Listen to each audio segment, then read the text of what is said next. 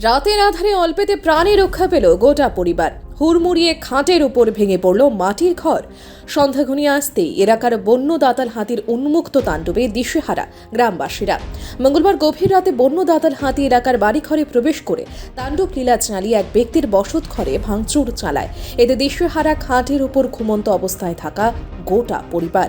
খাটের উপর ভেঙে পড়ল মাটির ঘরের দেওয়াল। অল্পেতে প্রাণে বাঁচল পরিবারের মানুষজনেরা।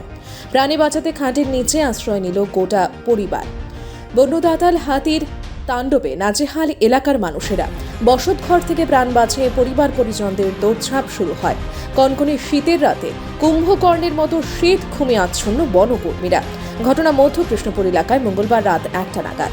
বাড়ির মালিক সহ পরিবার পরিজনদের চিৎকারে চেঁচামেচিতে ছুটে আসে এলাকাবাসীরা। পরে এলাকাবাসীদের দীর্ঘ প্রচেষ্টায় বন্য দাতাল হাতিটি পুরো বসতঘর ভাঙা থেকে বিরত হয়ে জঙ্গলের উদ্দেশ্যে রওনা দেয়।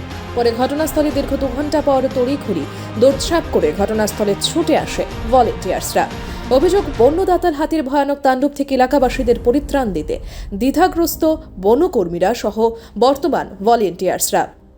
বন্য দাতাল হাতির আতঙ্কে পরিবার পরিজনদের বন দপ্তরের কাছে দাবি হয়তো এলাকা থেকে বন্য দাতাল হাতি সরাও, নয়তো এলাকাবাসীদের উক্ত এলাকাগুলো থেকে সরিয়ে অন্যত্রে জায়গা দাও, নয়তো মানুষদের প্রাণে বাঁচানো মুশকিল হয়ে পড়বে বলেই অভিযোগ আতঙ্কগ্রস্ত পরিবারগুলোর।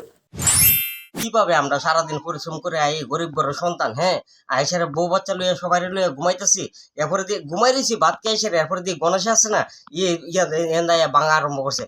এরপরে বাঙা আরম্ভ করছে, ধান 2 বস্তা নিছে না বাবারে কায়া দেখ গিয়া কায়া দে তুই যাইবে গা, তুই গিয়ে এসে আবার ঘুরে আইস করে আবার ঘুরে আইসে।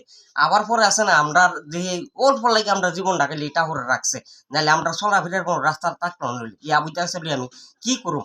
আমরা গণেশ সরান আর নাইলে আমরা তখন একটা বন্দোবস্ত করে বউ বাচ্চা লইয়া সবাই লেগে তাহলে এই একটা রাস্তা দেয়া দেয়, এছাড়া আর কিছু কোনার নাই। Bureau report, Subarta.